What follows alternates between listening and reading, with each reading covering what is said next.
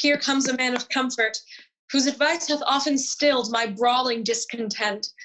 I cry you mercy, sir, and well could wish you had not found me here so musical. Let me excuse me, and believe so. My mirth it much displeased, but pleased my woe. 'Tis good, though music oft have such a charm to make bad good and good provoke to harm. I pray you, tell me, hath anybody inquired for me here today?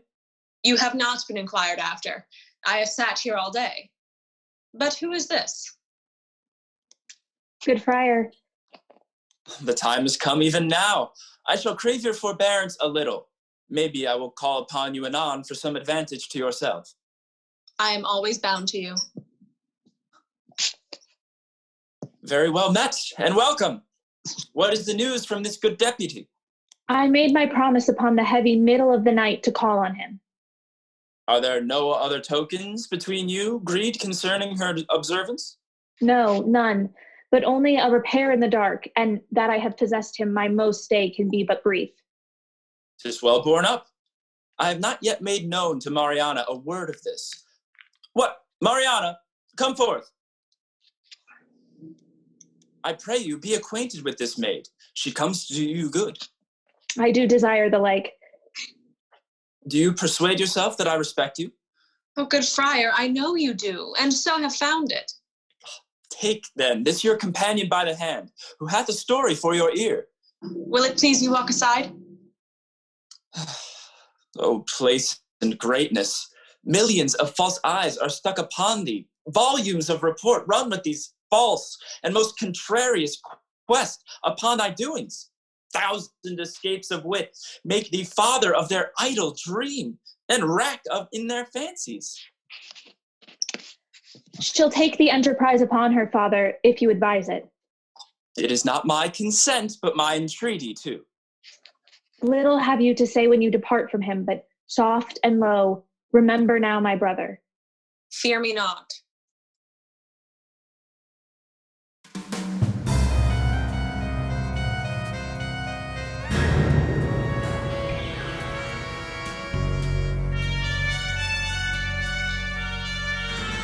Come hither, Sarah. Can you cut off the man's head? If the man be a bachelor, ma'am, I can. But if he be a married man, he's his wife's head, and I can never cut off a woman's head. Come, ma'am, and leave me your snatches and yield me a direct answer. Tomorrow morning are to die Claudio and Barnardine. Here in our prison's a common executioner who in her office lacks a helper. If you will take it on you to assist her, it shall redeem you from your chains. If not, you shall have your full time of imprisonment and your deliverance with an unpitied whipping, for you have been a notorious bawd. Ma'am, I have been an unlawful bawd time out of mind, but indeed I will be content to be a lawful hangman.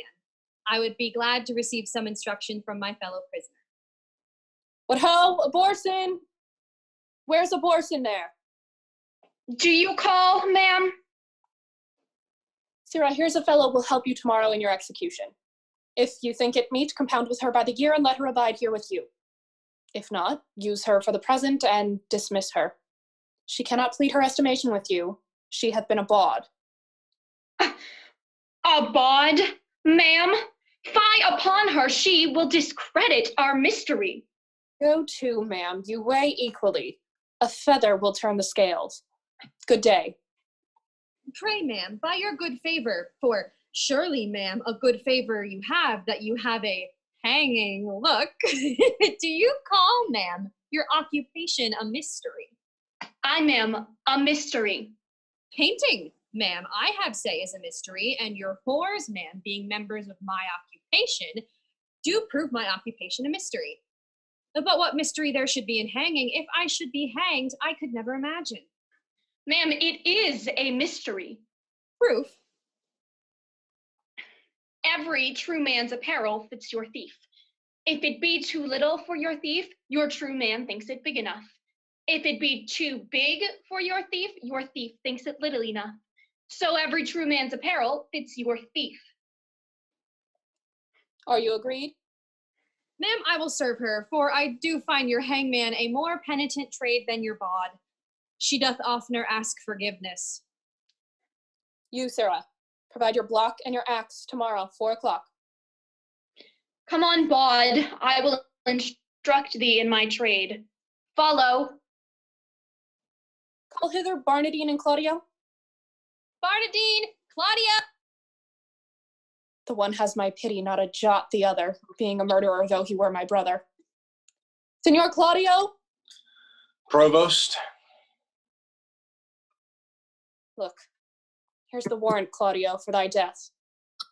'Tis now dead midnight, and by 8 tomorrow thou must be made immortal. Where's Barnardine?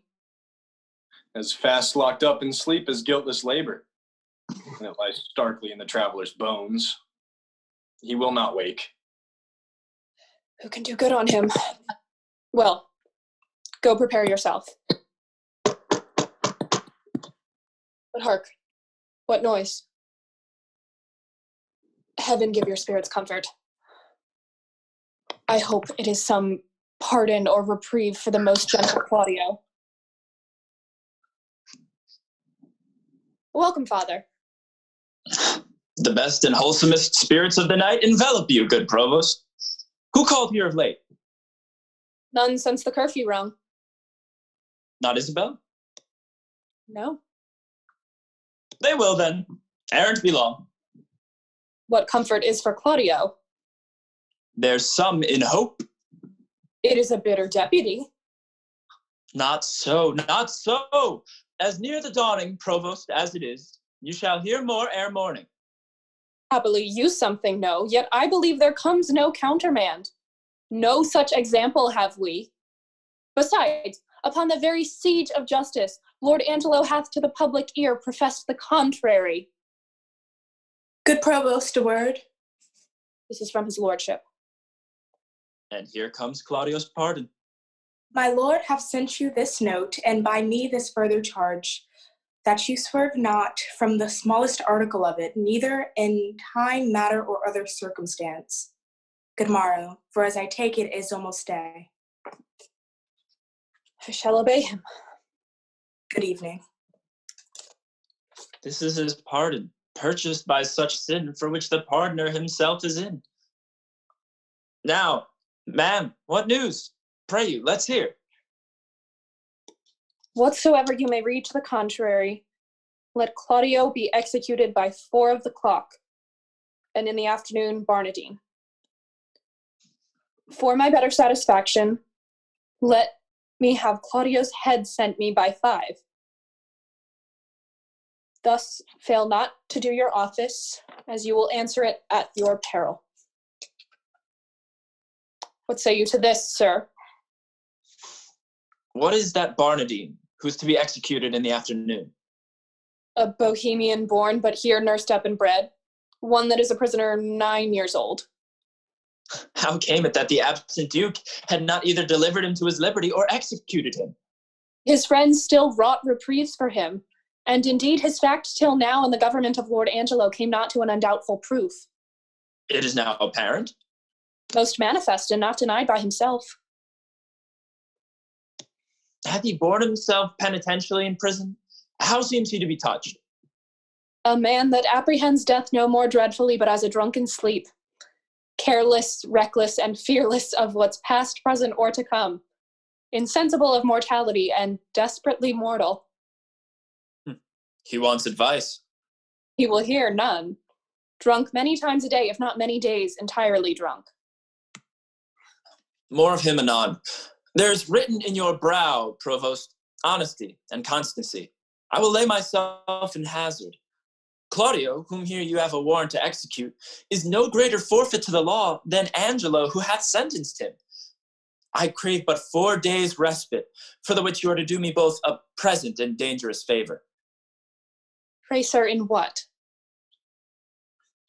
In the delaying death. Alack, how may I do it? Having the hour limited and an express command under penalty to deliver his head in the view of Angelo. This Barnardine to be this morning executed, and his head borne to Angelo. Angelo hath seen them both and will discover the favor. Oh, death's a great disguiser. Pardon me, good father, it is against my oath. Were you sworn to the duke or to the deputy? to him and to his substitutes. Look here, ma'am. Here's the hand and seal of the Duke. You know the character, I doubt not. And the signet is not strange to you? I know them both. The contents of this are the return of the Duke. You shall anon overread it at your pleasure, where you will find within these 2 days he will be here. This is a thing that Angelo knows not. Look, the unfolding star calls upon the shepherd. Call up your executioner, and off with Barnardine's head. I will give him present shrift and advise him for a better place.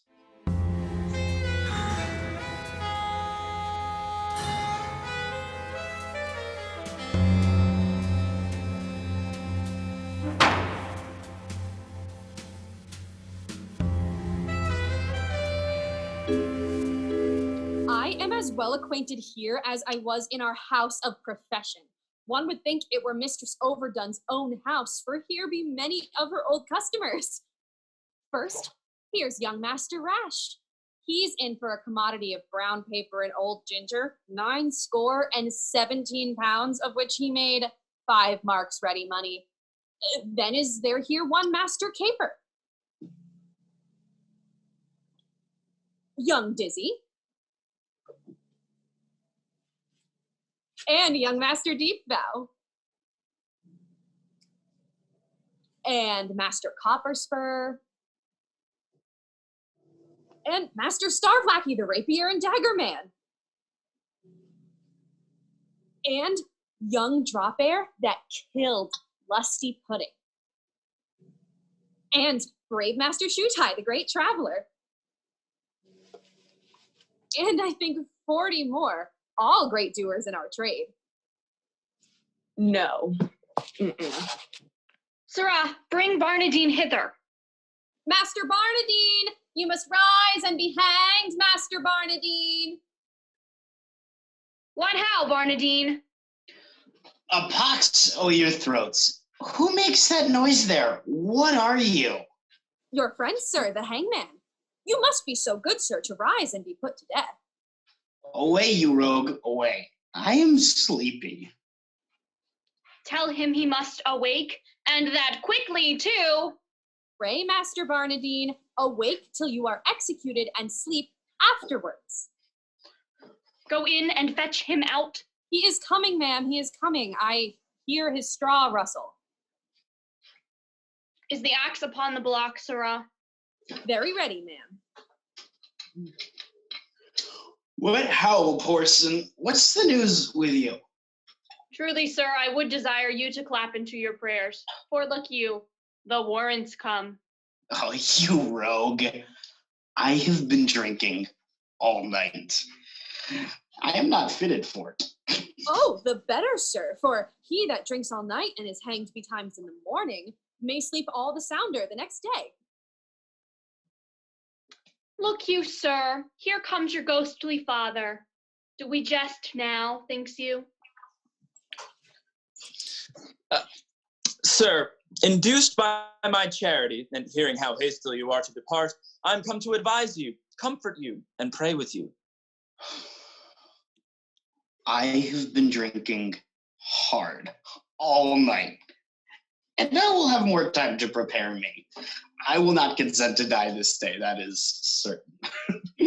Oh, sir, you must, and therefore I beseech you, look forward on the journey you shall go.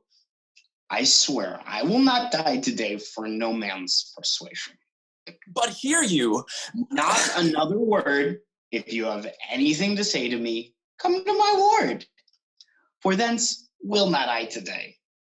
Fare thee well. Unfit to live or die. Oh, gravel heart. After him, fellows! Bring him to the block! Aye. Now, sir, how do you find the prisoner? A creature unprepared, unmeet for death. And to transport him in the mind he is, were damnable. Here in the prison, Father, there died this morning of a cruel fever one Ragazine, a most notorious pirate, a man of Claudio's years. What if we do omit Barnardine till he were well inclined and satisfy the deputy with the visage of Ragazine, more like to Claudio? Oh, 'tis an accident that heaven provides. Dispatch it presently. The hour draws on. This shall be done, good father. Peace, ho, be here. Tongue of Isabel. She comes to know if yet her brother's pardon be come hither. But I will keep her ignorant of her good, to make her heavenly comforts of despair when it is least expected. Friar Ludovic. Good morning to you, fair and gracious daughter. The better given me by so holy a man. Hath yet the deputy sent my brother's pardon? He hath released him, Isabel, from the world. His head is off and sent to Angela.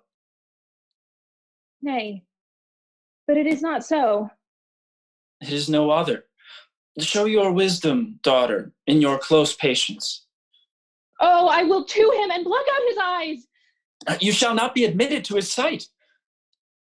Claudio, wretched Isabel, injurious world, most damned Angelo.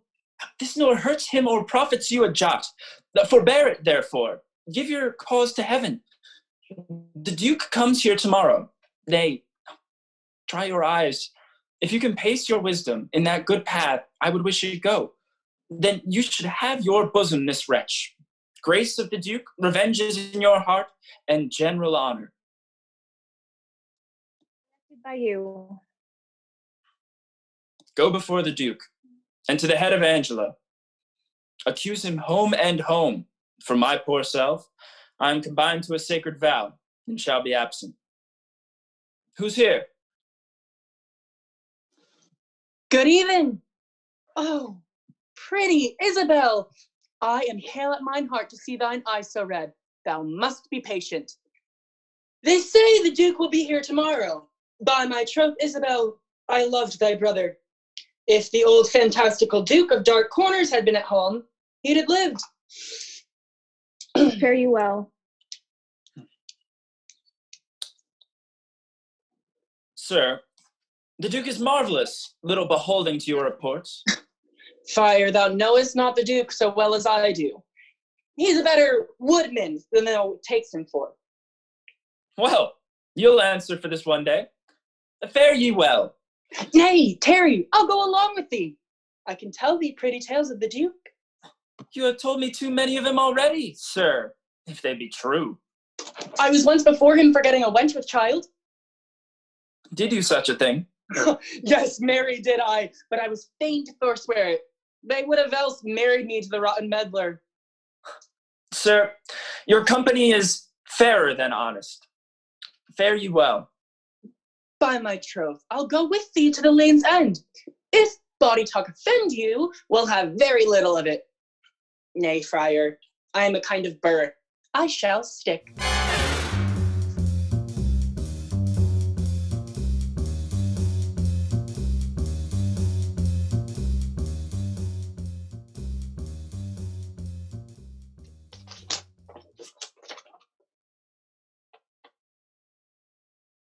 Why meet him at the gate and redeliver our authorities there? I guess not. And why should we proclaim it in an hour before his entering, that if any crave redress of injustice, they should exhibit their petitions in the street? Well, he shows his reason for that, to have a dispatch of complaints and to deliver us from devices hereafter, which shall have then no power to stand against us. Well, I beseech you, let it be proclaimed betimes in the morning. I'll call you at your house. I shall, sir. Fare you well. Good night. This deed unshapes me quite. Makes me unpregnant and dull to all proceedings. A deflowered maid, and by an eminent body that enforced the law against it. But that her tender shame will not proclaim against her maiden loss, how she might tongue me. Yet reason dares her no, for my authority bears so credent bulk that no particular scandal once can touch, but it confounds the breather. He should have lived. Save that his riotous youth, with dangerous sense, might in the times to come have taken revenge by so receiving a dishonored life, with ransom of such shame. Would yet he had lived. Alack, when once our grace we have forgot, nothing goes right. We would, and we would not.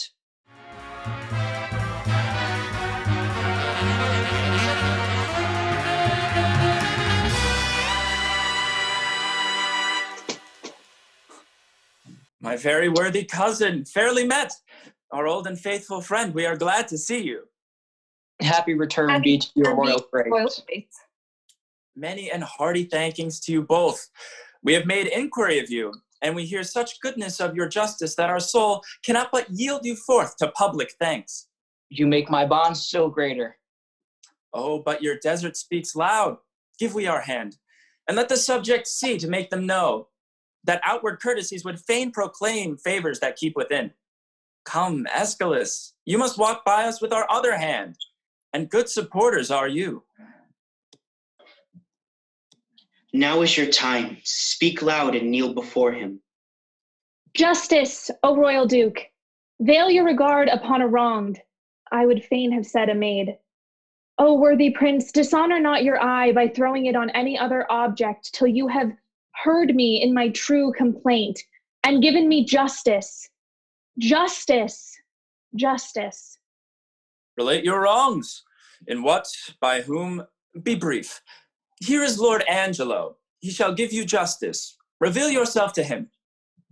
O worthy duke, you bid me seek redemption of the devil. My lord, her wits, I fear me, are not firm. She hath been a suitor to me for her brother, cut off by course of justice. By course of justice. And she will speak most bitterly and strange.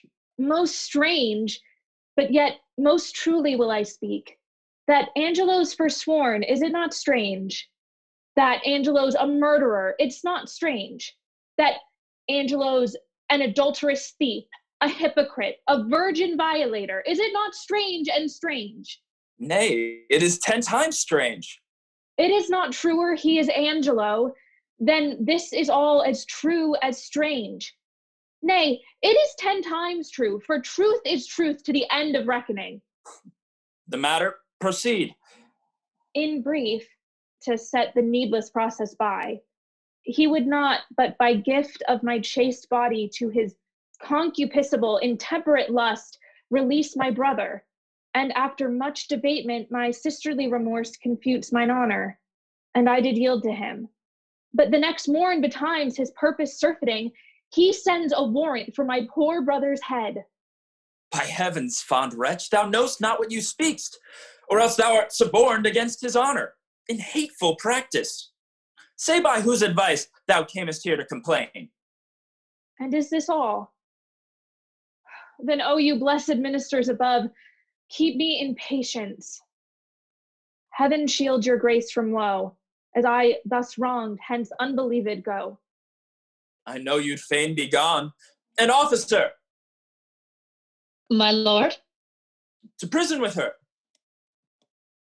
Who knew of your intent and coming hither? One that I were here, Friar Ludovic.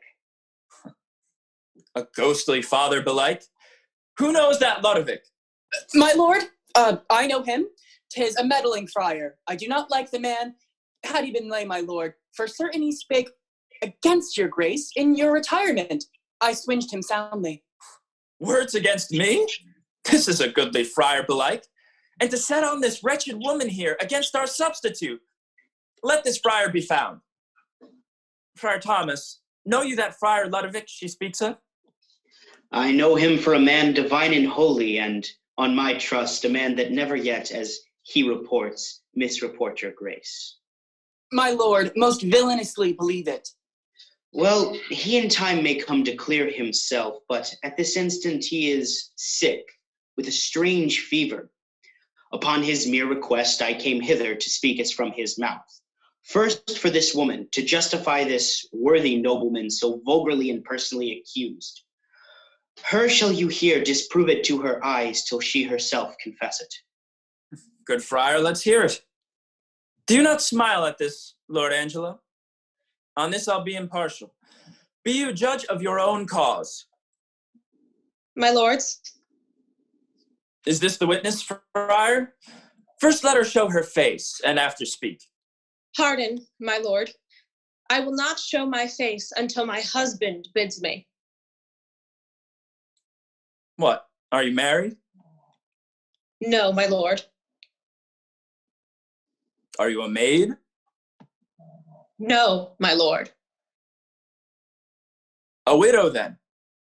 Neither, my lord. Why, you are nothing, then. Neither maid, widow, nor wife. My lord, she might be a punk, for many of them are neither maid, widow, nor wife. Silence that fellow. I would he had some cause to prattle for himself. Well, my lord. My lord, I do confess I ne'er was married, and I confess besides I am no maid. I have known my husband, yet my husband knows not that he ever knew me. He was drunk then, my lord. It can be no better. For the benefit of silence, would thou wert so too. Well, my lord. This is no witness for Lord Angelo. Now I come to it, my lord.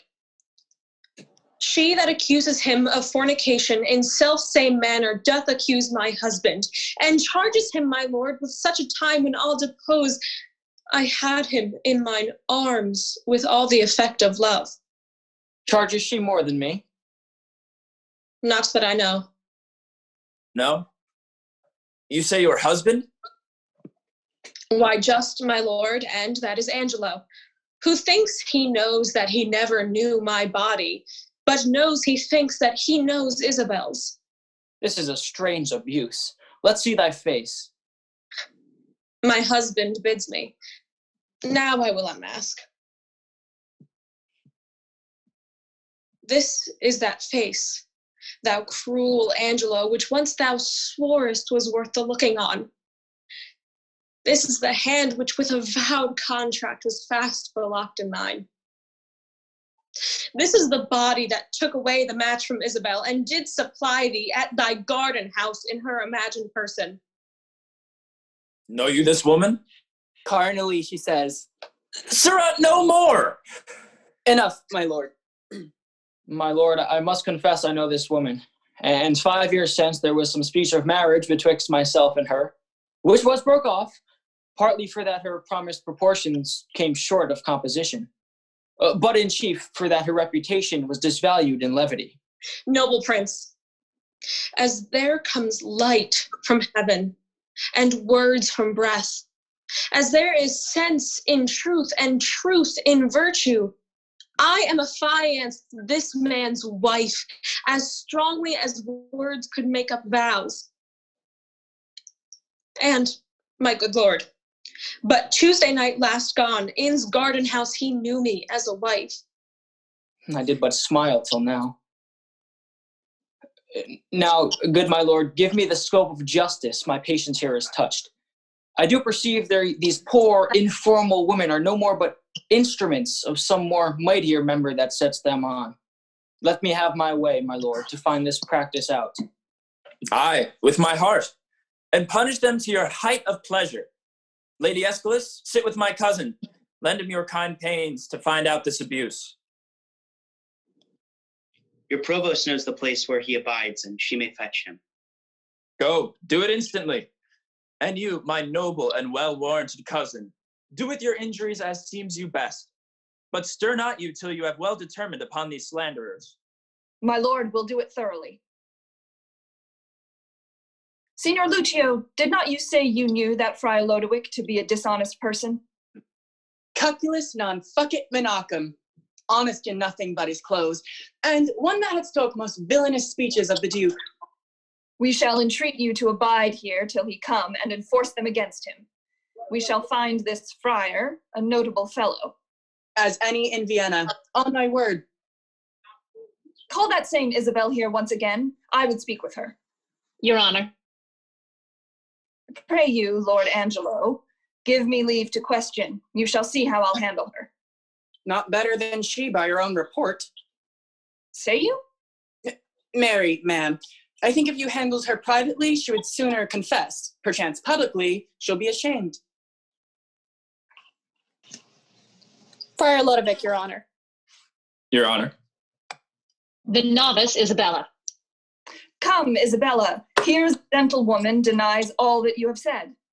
Here is the rascal I spoke of, with the provost. In very good time. Speak not you to him till we call upon you. Mum. Come, sir. Did you set these women on to slander Lord Angelo? They have confessed you did. 'Tis false. How? Know you where you are? Where's the Duke? 'Tis he should hear me speak. The Duke's in us, and we will hear you speak. Look, you speak justly. Boldly, at least. But, oh, poor souls! Good night to your redress. Is the Duke gone? Then is your cause gone too. This is the rascal. This is he I spoke of.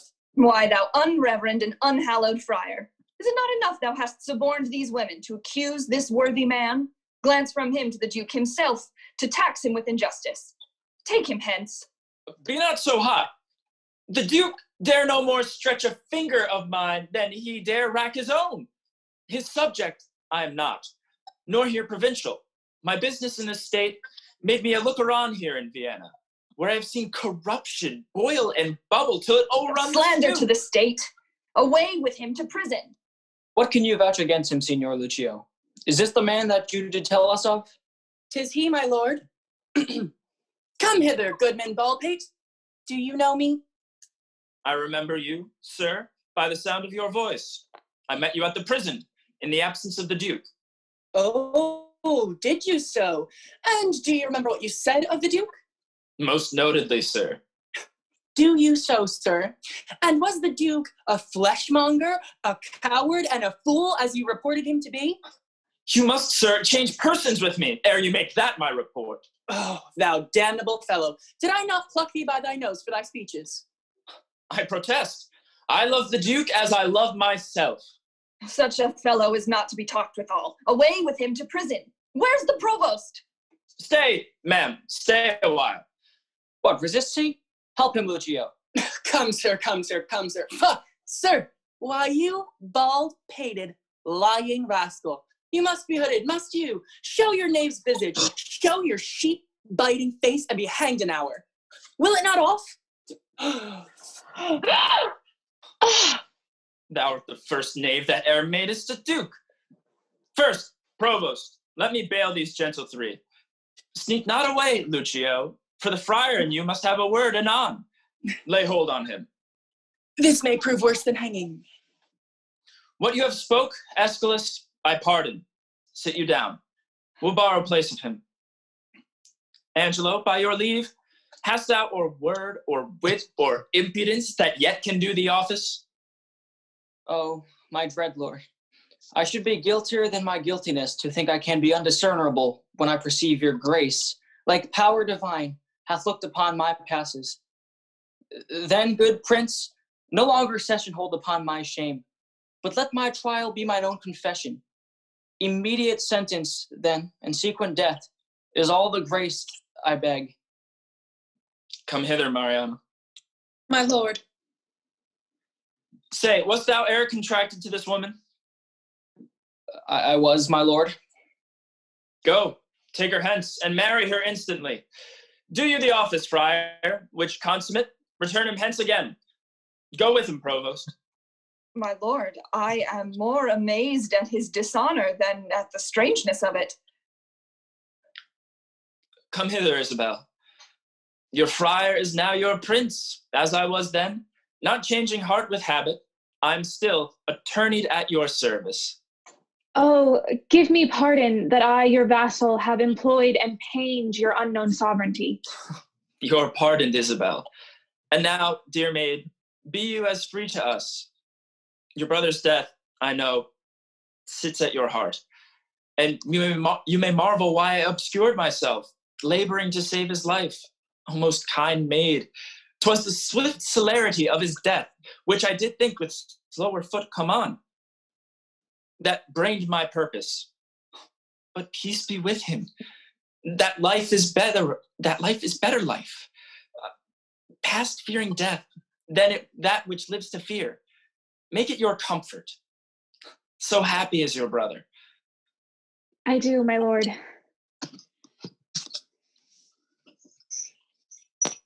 My lord, they are married. For this new married man approaching here, the very mercy of law cries out, and Angelo for Claudio, death for death. Haste still pays haste, and leisure answers leisure. Like doth quite like, and measure still for measure. We do condemn thee to the very block where Claudio stooped to death, and with like haste, away with him. Oh, my most gracious lord, I hope you will not mock me with a husband. It's your husband mocked you with a husband, consenting to the safeguard of your honor. I thought your marriage fit. For his possessions, although by confiscation they are ours, we do instate and widow you withal to buy a better husband. Oh, my dear lord, I crave no other, nor no better man. Away with him to death. Now, Lucio, to you. Oh, my good lord. Sweet Isabel, take my part. Lend me your knees, and all my life to come, I'll let you all my life to do you service. Against all sense you do importune her. Should she kneel down in mercy at this fact? Her brother's ghost paved bed would break, and take her hence in horror. Isabel, sweet Isabel, do yet but kneel by me. Hold up your hands, say nothing, I'll speak all. They say best men are molded out of faults, and for the most, become much more the better for being a little bad. So may my husband. Oh, Isabel, will you not lend a knee? He dies for Claudio's death. Most bounteous sir, look, if it please you, on this man condemned, as if my brother lived.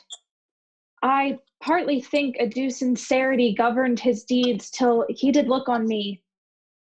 Since it be so, let him not die. My brother had but justice in that he did the thing for which he died.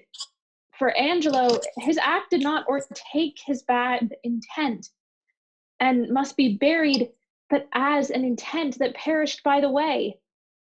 Thoughts are no subjects, intents, but merely thoughts. Merely, my lord. Your suit's unprofitable. Stand up, I say. I have bethought me of another fault. Provost, how came it Claudio was beheaded at an unusual hour? It was commanded so. Had you a special warrant for the deed? No, my good lord. It was by private message. For which I do discharge you of your office. Give up your keys. Pardon me, noble lord. I thought it was a fault, but knew it not. Yet did repent me after more advice, for testimony whereof one in the prison that should by private order else have died, I have reserved alive. What's he? His name is Barnardine. Go, fetch him hither. Let me look on him. My lord. I'm sorry one so learned and so wise as you, Lord Angelo, have still appeared, should slip so grossly, both in the heat of blood and lack of tempered judgment afterward. I am sorry that much sorrow I procure, and so deep sticks it in my penitent heart that I crave death more willingly than mercy. 'Tis my deserving, and I do entreat it. Which is that, Barnardine? This, my lord. My lord. Thou art condemned. But for these earthly faults, I quit them all. And pray thee, take his mercy to provide for better times to come. The friar will advise you. I leave you to his hand. Ugh. What muffled fellow's that? This is another prisoner that I saved who should have died when Claudio lost his head. As like almost Claudio as himself. Claudio! Claudio! Juliet! So now I have my own again. Oh, have I caught thee? Oh, my heavenly jewel. Why, now let me die, for I have lived long enough. Isabella, if he be like your brother, for his sake is he pardoned. And for your lovely sake, give me your hand and say you will be mine. He is my brother too, but fitter time for that. By this, Lord Angelo perceives he's safe. Well, Angelo, your evil quits you well. Look that you love your wife, her worth yours. I find an apt remission in myself. And yet, here's one in place I cannot pardon. You, sirrah, that knew me for a fool, a coward, one of all luxury, an ass, a madman. Wherein have I so deserved of you that you extol me thus? Faith, my lord, I spoke but according to the trick. If you will hang me for it, you may. But I had rather it would please you I might be whipped. Whipped first, sir, and hanged after. Proclaim it, provost, round about the city. If any woman wronged by this lewd fellow, as I have heard him swear himself there's one whom he beget with child, let her appear, and he shall marry her. The nuptial finished, let him be whipped and hanged. I beseech your highness, do not marry me to a whore. Your highness said even now I made you a duke. Good my lord, do not recompense me in making me a cuckold. Upon mine honor, thou shalt marry her. Thy slanders I forgive, and therewithal remit all other forfeits. Marrying a punk, my lord, is pressing to death, whipping, and hanging. Slandering a prince deserves it. She, Claudio, that you wronged, look you to restore. Joy to you, Mariana. Love her, Angelo. Thanks, good friend Aeschylus, for thy much goodness. There's more behind that is more gratulate. Thanks, provost, for thy care and secrecy. We shall employ thee in a worthier place. Forgive her, Angelo, that brought you the head of Ragazine for Claudio's. The offense pardons itself. Dear Isabel, I have a motion much imports your good, wherein if you'll a willing ear incline, what's mine is yours, and what's yours is mine.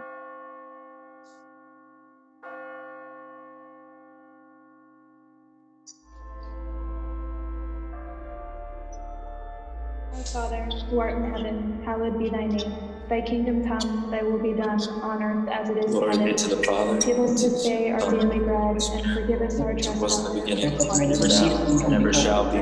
Lead us not into temptation, but deliver us from evil. Done on earth and in heaven. Our daily bread, help us to forgive those who trespass against us. Amen.